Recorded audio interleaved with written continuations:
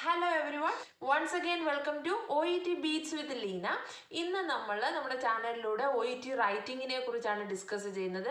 Especially exam ഡേയിൽ നിങ്ങൾ OET റൈറ്റിങ്ങിൽ എഴുതുമ്പോൾ എന്തൊക്കെ കാര്യങ്ങൾ പ്രത്യേകം ശ്രദ്ധിക്കണം, ആ അവസാന നിമിഷത്തിൽ നിങ്ങൾ എന്തിനൊക്കെയാണ് കൂടുതൽ കോൺസെൻട്രേഷൻ കൊടുക്കേണ്ടത്, ചില സിമ്പിളായിട്ട് നമുക്ക് അവോയ്ഡ് ചെയ്യാവുന്ന മിസ്റ്റേക്കുകളെ കുറിച്ചാണ് നമ്മൾ ഡിസ്കസ് ചെയ്യുന്നത്. അപ്പോൾ ടൈം ഒട്ടും കളയാതെ സ്റ്റാർട്ട് ചെയ്താലോ? Come on, let start. പല കുട്ടികൾക്കും OET റൈറ്റിങ്ങിലെ മെയിൻ പ്രോബ്ലം എന്ന് പറഞ്ഞാൽ ഓർഗനൈസേഷൻ അറിയില്ല എന്നുള്ളതാണ്. ഓക്കെ, അപ്പം നിങ്ങൾക്ക് എല്ലാവർക്കും അറിയാം, നമുക്ക് 45 മിനിറ്റ്സ് ആണ് OET റൈറ്റിങ്ങിലുള്ളത്. അതിലെ ആദ്യത്തെ 5 മിനിറ്റ്സ് നിങ്ങൾക്ക് റീഡിങ് ടൈം ആണ്. അപ്പോൾ എല്ലാവരും ചെയ്യുന്നത് എന്താണെന്ന് വെച്ചാൽ ആ 5 മിനിറ്റ്സിൽ റീഡ് ചെയ്തിട്ട് പിന്നെ ഉടനെ നിങ്ങൾ സ്റ്റാർട്ട് ചെയ്തോളൂ എന്ന് പറയുമ്പോൾ ഉടനെ അങ്ങ് റൈറ്റ് ചെയ്യാൻ തുടങ്ങുകയാണ്.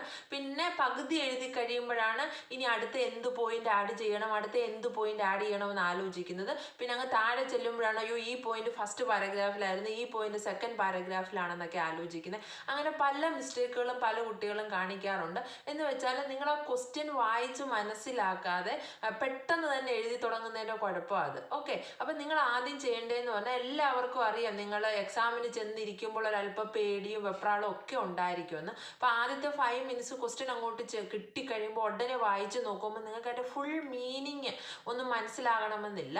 അപ്പോൾ അതുകൊണ്ടാണ് പറയുന്നത്, നിങ്ങൾ അടുത്ത ഒരു 5 മിനിറ്റ്സ് കൂടെ എടുത്ത്, നിങ്ങൾ എഴുതി തുടങ്ങാൻ പറയുമ്പോഴേ തുടങ്ങാതെ ഒരു 5 മിനിറ്റ്സ് കൂടെ എടുത്ത് ഒന്നുകൂടെ ആ കേസ് നോട്ട് ഒന്ന് വായിച്ചു നോക്കണം. അത് വായിച്ചു നോക്കിയാൽ മാത്രം പോരാ, നിങ്ങളത് നിങ്ങളുടെ മനസ്സിൽ ഓർഗനൈസ് ചെയ്യണം. ഞാൻ എന്തൊക്കെ പോയിന്റ്സുകൾ, ഞാൻ ഇൻട്രൊഡക്ഷൻ എങ്ങനെ എഴുതും, ഞാൻ ഫസ്റ്റ് ബോഡി പാരഗ്രാഫിൽ എന്തൊക്കെ പോയിന്റ്സ് ഉൾപ്പെടുത്തും, സെക്കൻഡ് ബോഡി പാരഗ്രാഫിൽ എന്തൊക്കെ പോയിന്റ്സ് ഉൾപ്പെടുത്തും എന്ന് പറഞ്ഞാൽ നിങ്ങളൊന്ന് അണ്ടർലൈൻ ചെയ്തിട്ട് ഫസ്റ്റ് സെക്കൻഡ് എന്നൊക്കെ ഒന്ന് മാർക്ക് ചെയ്തിടുന്നത് നല്ലതായിരിക്കും. അപ്പം നിങ്ങൾ ഓർഗനൈസ് ചെയ്യണം. ഞാൻ ഈ ഫസ്റ്റ് പാരഗ്രാഫിൽ എന്താണ് കണക്ഷൻസ് യൂസ് ചെയ്യാൻ പോകുന്നത്, കാരണം നമ്മൾ ഒരിക്കലും OETയിൽ ഒരു കാര്യങ്ങൾ റിപ്പീറ്റഡ് ആയിട്ട് എഴുതാൻ ശ്രമിക്കാറില്ല.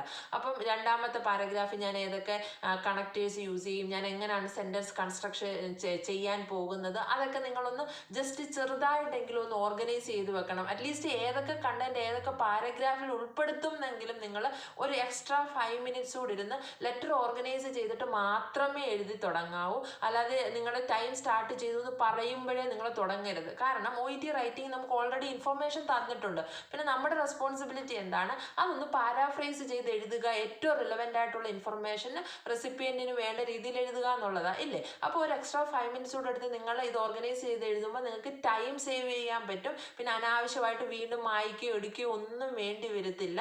അല്ല പിന്നെ താഴെ വരെ എഴുതി കഴിയുമ്പോഴായിരിക്കും വീണ്ടും നമ്മൾ വായിച്ചിട്ട് ആദ്യം തൊട്ട് എഴുതാൻ തുടങ്ങും. അപ്പം നിങ്ങൾക്ക് ഒരിക്കലും ടൈം കിട്ടില്ല. അപ്പം നിങ്ങളൊരു എക്സ്ട്രാ 5 മിനിറ്റ്സ് കൂടെ എഴുതിയാൽ ബാക്കിയുള്ള 35 മിനിറ്റ്സിൽ 30 മിനിറ്റ്സ് കൊണ്ട് നിങ്ങൾക്ക് പെട്ടെന്ന് തന്നെ ലെറ്റർ എഴുതി തീർക്കാൻ പറ്റും. ഓക്കെ, ഇന്ന് മുതൽ നിങ്ങൾ ലെറ്റർ പ്രാക്ടീസ് ചെയ്യുമ്പോൾ ഇങ്ങനെ തന്നെ പ്രാക്ടീസ് ചെയ്യണം.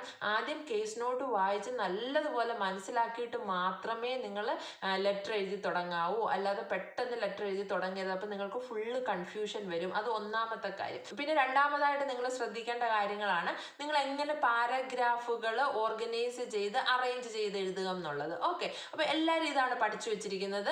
ഇൻട്രൊഡക്ഷൻ, അത് കഴിഞ്ഞ് first body paragraph, second body paragraph, പിന്നെ ഡിസ്ചാർജ് പ്ലാൻ, റിക്വസ്റ്റ് എന്താണോ അതാണെന്ന് മാത്രം. അപ്പം നിങ്ങളുടെ എല്ലാവരുടെയും മനസ്സിൽ മെയിനായിട്ട് 4 പിന്നെ പാരഗ്രാഫ് ആയിട്ടാണ് ഉള്ളത്. ഈ 4 പാരഗ്രാഫ് മാത്രമേ എഴുതാവൂ എന്നുള്ളത് നിങ്ങളോട് ആരെങ്കിലും ഇങ്ങനെ OET ഒരു ഗൈഡ് ലൈൻ കാണിച്ച് പറഞ്ഞു തന്നിട്ടുണ്ടോ? ഇല്ലല്ലോ. നിങ്ങളുടെ ഇൻസ്ട്രക്ടർ പറഞ്ഞിട്ടുണ്ട് ഇങ്ങനെയൊക്കെ പറ്റത്തുള്ളൂ എന്ന്, ഇല്ലേ? അത് കേട്ട് നിങ്ങളിങ്ങ് പഠിക്കുക. പക്ഷെ അങ്ങനെയല്ല. നിങ്ങളൊരു പാരഗ്രാഫ് ഓർഗനൈസ് ചെയ്യുമ്പോൾ ഒരുപാട് സെൻറ്റൻസ് എഴുതി ഒരു പാരഗ്രാഫ് ഇങ്ങ് ഒത്തിരി വലുതും ബാക്കിയുള്ള പാരഗ്രാഫ് എല്ലാം വളരെ ചുരുക്കി എഴുതി വെക്കരുത് നിങ്ങൾ. ഓക്കെ, ഇൻട്രൊഡക്ഷൻ എന്തായാലും വളരെ ചെറിയ പാരഗ്രാഫ് ആയിരിക്കും.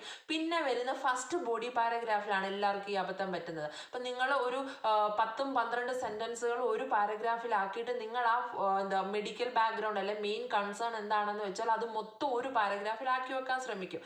ഒരിക്കലും നിങ്ങൾ അങ്ങനെ ചെയ്യരുത്.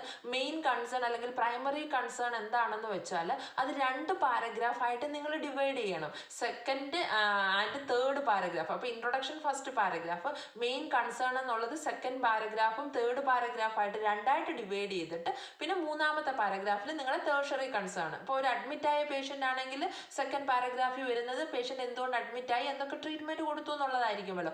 അപ്പോൾ അത് നിങ്ങൾക്ക് 2ആയിട്ട് ഡിവൈഡ് ചെയ്യാം. 2ആയിട്ട് ഡിവൈഡ് ചെയ്തിട്ട് പിന്നെ അടുത്ത പാരഗ്രാഫിൽ മതി പേഷ്യൻ്റെ സോഷ്യൽ ഹിസ്റ്ററി എഴുതുന്നത്. അപ്പം നിങ്ങൾ എപ്പോഴും പാരഗ്രാഫ് അറേഞ്ച് ചെയ്യുമ്പോൾ ഇങ്ങനെ ഡിവൈഡ് ചെയ്ത് എഴുതാൻ നോക്കണം. അല്ലാതെ ഒരു പാരഗ്രാഫിൽ ഒരുപാട് ഇൻഫർമേഷൻ കുത്തി നിറച്ചു വെക്കരുത്. അത് നമ്മുടെ ഓർഗനൈസേഷനെ ബാധിക്കുന്ന ഒരു കാര്യമാണ്. അപ്പോൾ എക്സാം ഡേയിൽ നിങ്ങൾ പ്രത്യേകം അത് ശ്രദ്ധിക്കണം. പാരഗ്രാഫ് ഡിവൈഡ് ചെയ്യുമ്പോൾ ഈക്വൽ ആയിട്ട് ഡിവൈഡ് ചെയ്യാൻ നിങ്ങൾ ശ്രമിക്കണം. പിന്നെ അടുത്തതെന്ന് പറഞ്ഞാൽ നമുക്ക് എല്ലാവർക്കും അറിയാം, നമ്മൾ എക്സാം എഴുതുന്നത് ലൈൻ ഇട്ട പേപ്പറിലായിരിക്കും ഇല്ലേ. അപ്പോൾ ഓരോ കാര്യങ്ങൾ കഴിയുമ്പോഴും ഇപ്പോൾ ഒരു മെയിൻ ഇൻട്രൊഡക്ഷൻ കഴിയുമ്പോൾ നമ്മളൊരു ലൈൻ വിട്ടിട്ട് പിന്നെ ബോഡി പാരഗ്രാഫ് തുടങ്ങും. ബോഡി പാരഗ്രാഫ് കഴിഞ്ഞിട്ട് ലൈൻ വിട്ടിട്ട് അടുത്ത പാരഗ്രാഫ് തുടങ്ങും. എല്ലാ പാരഗ്രാഫിൻ്റെ ഇടയ്ക്ക് നമ്മൾ ഓരോ ലൈൻ വിട്ടിട്ടാണ് എഴുതുന്നത്. അപ്പോൾ നമ്മളിങ്ങനെ എഴുതി വരുമ്പോൾ നമ്മൾ ഒരു പാരഗ്രാഫ് എഴുതി നിർത്തിയിട്ട് പിന്നെ ആ പേജിനകത്ത് ഇനി 2 ലൈനൂടെ ബാക്കി കാണത്തുള്ളൂ. അപ്പം നമ്മൾ എന്താ വിചാരിക്കുന്നത്, ഒരു ലൈൻ വിട്ടിട്ട് അടുത്ത ലൈനിലല്ലേ തുടങ്ങേണ്ടത്. ഒരു ലൈന് മാത്രം എഴുതിയിട്ട് പിന്നെ നമ്മൾ വീണ്ടും അടുത്ത പേജിൽ തുടങ്ങേണ്ടത്. സോ ബെറ്റർ ഈ 2 ലൈൻസും ഇങ്ങ് വിട്ടിട്ട് നമുക്ക് അടുത്ത പേജിൽ തുടങ്ങാമെന്ന് നിങ്ങൾ എല്ലാവരും വിചാരിക്കും. അങ്ങനെ നിങ്ങൾ ഒരിക്കലും ചിന്തിക്കരുത്. അവിടെ സ്പേസ് ഉണ്ടെങ്കിൽ നിങ്ങൾ അവിടുത്തെ ലാസ്റ്റ് ഒരു ലൈനേ ഉള്ളെങ്കിലും ആ ലൈനിൽ എഴുതിയിട്ട് അടുത്ത പേജിലോട്ട് പോകാവൂ. അപ്പോൾ ഒരു ഫസ്റ്റ് പാരഗ്രാഫ് അല്ലെങ്കിൽ ആ പാരഗ്രാഫ് തീർന്നിട്ട് ഒരു ലൈൻ വിട്ട് കഴിഞ്ഞിട്ട് റിമൈനിങ് ഒരു ലൈനൂടെ ഉണ്ടെങ്കിൽ, കാരണം ചിലപ്പോൾ എക്സാമിനർ എന്താ വിചാരിക്കുന്നത്, ഓ ഇത്രയും സ്പേസ് ഇവിടെ എക്സ്ട്രാ കിടപ്പുണ്ടല്ലോ, അപ്പം ഈ കുട്ടി ഇത്രയും മാത്രമേ എഴുതി കാണത്തുള്ളൂ, അവർ മെനക്കെട്ട് അടുത്ത പേപ്പറിലോട്ടൊന്നും നോക്കാൻ പോകില്ല. ഓക്കെ, അപ്പോൾ ഇത്ര എഴുതി കാണത്തുള്ളൂ എന്ന് പറഞ്ഞിട്ട് അവർ 200 250 നിങ്ങൾക്ക് ഒരു സി ഗ്രേഡിന് മാക്സിമം അതിൽ കൂടുതലൊന്നും തരത്തില്ല. അവർ അത്രയും മാത്രം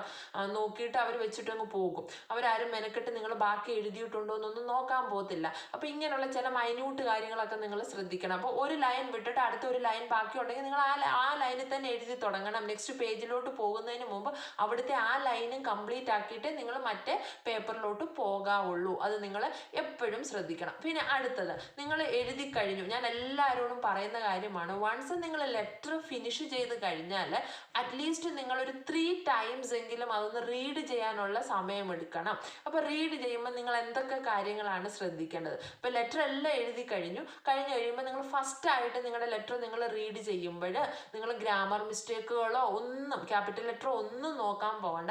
പകരം നിങ്ങളുടെ മനസ്സിൽ ഒരു കാര്യമേ കാണാവൂ, പേഷ്യൻറ്റിൻ്റെ ജെൻഡർ മാറിയിട്ടുണ്ടോ, ഞാൻ എവിടെയെങ്കിലും പേഷ്യൻ്റെ ജെൻഡർ മാറ്റി എഴുതിയിട്ടുണ്ടോ, ഡേറ്റ് ഓഫ് ബർത്ത് മാറ്റി എഴുതിയിട്ടുണ്ടോ, ഈ 2 കാര്യങ്ങൾ മാത്രമേ നിങ്ങൾ ശ്രദ്ധിക്കാവൂ. ഇപ്പോൾ ഡേറ്റ് ഓഫ് ബർത്ത് നിങ്ങൾക്കറിയാം, നമ്മൾ ആ ഹെഡിങ്ങിൽ ആദ്യം തന്നെ എഴുതുന്നുണ്ട്. അപ്പോൾ അതുകൊണ്ട് അത് ഒറ്റ പ്രാവശ്യം നോക്കിയാൽ മതി. പക്ഷേ ബാക്കി താഴോട്ടുള്ള ലെറ്ററിലുടനീളം നിങ്ങൾ നോക്കണം. നിങ്ങൾ ഹീക്ക് പകരം ഷീ യൂസ് ചെയ്തോ, ഹിം ഹെർ അത് അങ്ങോട്ടും ഇങ്ങോട്ടും മാറിപ്പോയിട്ടുണ്ടോ, മിസ്റ്ററും മിസ്സസും തമ്മിൽ മാറിപ്പോയിട്ടുണ്ടോ, മിസ്സിന് പകരം മിസ്റ്റർ എഴുതി വെച്ചിട്ടുണ്ടോ. അപ്പം നിങ്ങൾ പേഷ്യൻറ്റിൻ്റെ ജെൻഡർ മാറ്റുക, പേഷ്യൻറ്റിൻ്റെ നെയിം മാറ്റുക, അല്ലെങ്കിൽ അതിനകത്ത് നെയിമിൽ എന്തെങ്കിലും സ്പെല്ലിംഗ് മിസ്റ്റേക്കുകളൊക്കെ ഉണ്ടെങ്കിൽ ഒരിക്കലും നിങ്ങൾക്ക് ബി ഗ്രേഡ് അല്ലെങ്കിൽ C+ എന്നുള്ളൊരു സ്കോർ കിട്ടില്ല.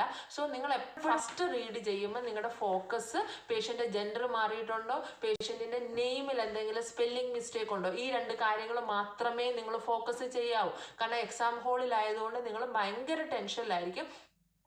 അപ്പം നിങ്ങൾ എന്ത് വായിച്ച് നോക്കാൻ പോയാലും നിങ്ങൾ വിചാരിക്കും ഞാൻ എഴുതിയേക്കുന്ന എല്ലാം ശരിയാണ്. നിങ്ങൾക്ക് ആദ്യം ഒന്ന് വായിച്ച് നോക്കുമ്പോൾ നിങ്ങൾ തെറ്റൊന്നും കണ്ണി കാണത്തതേ ഇല്ല.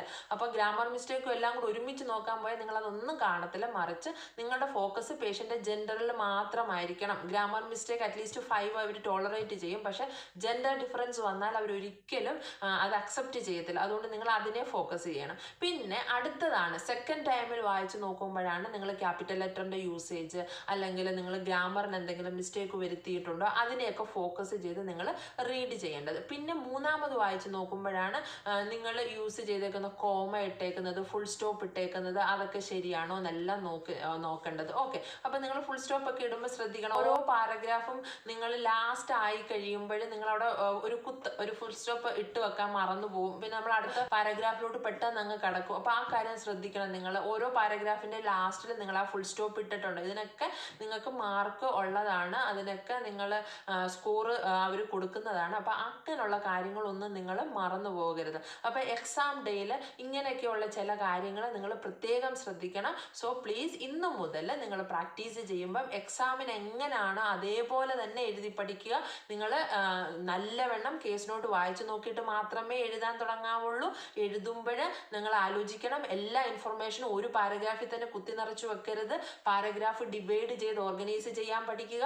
മൂന്നാമതായിട്ട് നിങ്ങൾ ചെയ്യേണ്ട കാര്യം, ഒരിക്കലും ഏറ്റവും താഴെ വരുമ്പോൾ ഒരുപാട് സ്പേസ് 2-3 ലൈനൊന്നും വെറുതെ ഇട്ടിട്ട് നിങ്ങൾ പോകരുത്. അവിടെ സ്പേസ് ഉണ്ടെങ്കിൽ നിങ്ങൾ അവിടെ തന്നെ എഴുതി തുടങ്ങണം. പിന്നെ ശ്രദ്ധിക്കേണ്ടത്, നിങ്ങൾ അറ്റ്ലീസ്റ്റ് 3 ടൈംസ് എങ്കിലും വായിച്ചു നോക്കുക. വായിച്ചു നോക്കുമ്പോൾ മറക്കരുത്, എസ്പെഷ്യലി പേഷ്യൻറ്റിൻ്റെ ജെൻഡർ നിങ്ങൾ മാറ്റിയിട്ടുണ്ടോയെന്ന്, അത് വളരെ ഇമ്പോർട്ടൻ്റ് ആണ്. അപ്പോൾ ജെൻഡർ മാറ്റിയിട്ടുണ്ടോയെന്ന് അറ്റ്ലീസ്റ്റ് നിങ്ങൾക്ക് ബാക്കി ഒന്നും, നിങ്ങൾ ഗ്രാമർ മിസ്റ്റേക്കിനൊന്നും നോക്കാൻ സമയം കിട്ടിയില്ലെങ്കിൽ പോലും നിങ്ങളുടെ ജെൻഡർ, പേഷ്യൻറ്റിൻ്റെ ജെൻഡർ നിങ്ങൾ മാറ്റിയിട്ടുണ്ടോ ഇല്ലയോ എന്ന് നിങ്ങൾ പ്രത്യേകം ശ്രദ്ധിക്കണം. അപ്പോൾ ഇത്രയും കാര്യങ്ങൾ എക്സാം ഡേയിൽ നിങ്ങൾ റൈറ്റിങ്ങിൻ്റെ സമയത്ത് ഓർത്തിരുന്നാൽ, നിങ്ങൾ ഇനി പെർഫെക്റ്റ് ആയിട്ട് ലെറ്റർ എഴുതിയിട്ടുണ്ടെങ്കിലും പല കുട്ടികൾക്കും എനിക്കറിയാം സ്കോർ കിട്ടുന്നില്ല. നല്ല ഇംഗ്ലീഷ് ലാംഗ്വേജ് ഒക്കെ ഉണ്ട്, പക്ഷേ റിസൾട്ട് വരുമ്പം സ്കോർ ഇല്ല. അപ്പോൾ എല്ലാവരും അതിശയിച്ചിരിക്കും എന്തുകൊണ്ട് കിട്ടുന്നില്ല എന്നുള്ളത്. അപ്പോൾ ഇങ്ങനെയുള്ള ചെറിയ സിമ്പിൾ മിസ്റ്റേക്കുകളായിരിക്കും കാരണം. അപ്പോൾ ഇങ്ങനെയൊക്കെയുള്ള കാര്യങ്ങൾ നിങ്ങൾ ശ്രദ്ധിച്ചാൽ നിങ്ങളുടെ സ്കോർ കുറയാതെ തന്നെ നിങ്ങൾക്ക് നല്ല സ്കോറിൽ നിങ്ങൾക്ക് പാസ്സാകാൻ പറ്റും. സോ ഇന്നത്തെ വീഡിയോ വളരെ ചെറിയ, നിങ്ങൾക്ക് എല്ലാവരും വിട്ടുപോകുന്ന ചില മിസ്റ്റേക്കുകൾ പറഞ്ഞു തരാൻ വേണ്ടി മാത്രം ഞാനൊരു പെട്ടെന്നൊരു വീഡിയോ ഇട്ടയാണ്. ഇന്നത്തെ ഈ വീഡിയോ നിങ്ങൾക്ക് ഉപകാരപ്രദമായെന്ന് തോന്നുകയാണെങ്കിൽ നിങ്ങൾ എൻ്റെ ചാനൽ സബ്സ്ക്രൈബ് ചെയ്യുക, ലൈക്ക് ചെയ്യുക, നിങ്ങളുടെ ഫ്രണ്ട്സുമായിട്ടൊക്കെ ഷെയർ ചെയ്യാൻ മറന്നു പോകരുത്. സോ ഇന്നത്തേക്ക് ബൈ ബൈ.